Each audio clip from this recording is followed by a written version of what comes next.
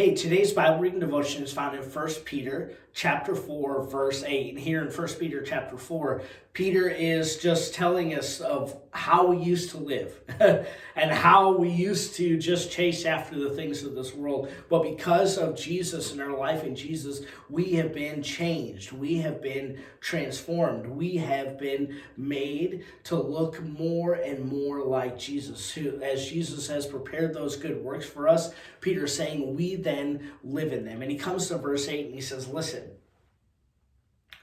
above everything else, as first importance, be fervent. And my version uses the word fervent. Keep fervent. And that word just means, man, that we are just impressed, that it is just pressed upon us, that it is something that is just internal, something that moves us, something that drives us forward. Be fervent in doing what? In your love for one another. See, Peter has heard this time and time again.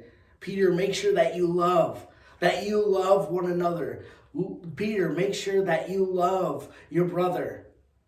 As Peter had learned from Jesus, that this love that Jesus has brought is what needs to be of most importance, what needs to be what drives us, what continues to motivate us and move us and direct us to live the life that Jesus has called us to live. Peter says, above all, be fervent or keep fervent in your love for one another. Why? Because this love covers a multitude of sins.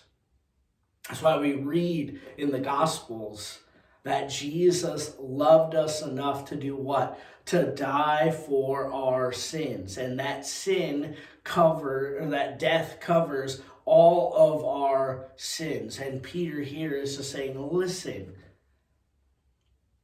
when we love one another, we forgive one another.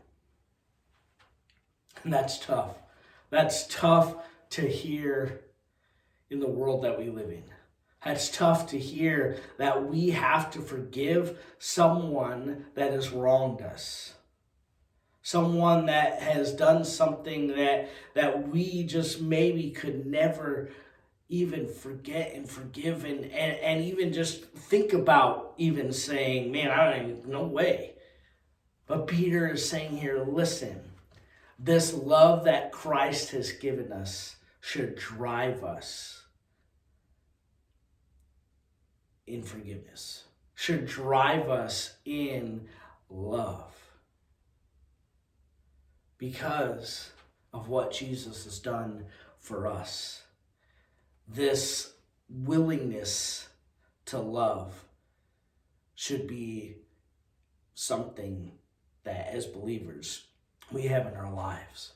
And above all, as we live and as we are directed by the Spirit, as we continue just to put away the sins of our flesh, the sins that easily entangle us, we then need to put on love.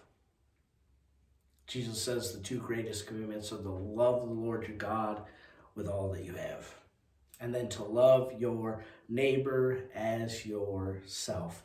Peter is just saying this again, reminding his church, listen, if you don't love, you're nothing. You have nothing.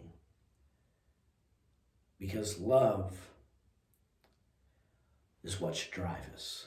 Love is what should just be seen in each and every one of our lives, because it covers a multitude of sins. Challenge you today to live a life that is a life that loves God with everything that you have, but a life that loves His church. And His church isn't a building. His church is people. we, as God's church, reflect that love that Jesus gave to us as we love one another. Have a great day.